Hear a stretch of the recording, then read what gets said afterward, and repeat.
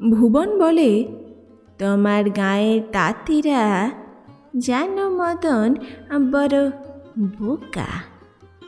মদন নিজেও 7 পুরুষে তাঁতি। রাগের মাথায় সে ব্যঙ্গই করে বসে, সে কথা বলতে তাঁতি জাতটাই বোকা। ভুবন নিজের কথা বলে যায়, সুতো কিনতে পাচ্ছিস না, পাবিও না কিছুকাল। তাঁত বসিয়ে রেখে নিজে বসে থেকে লাভটা কি?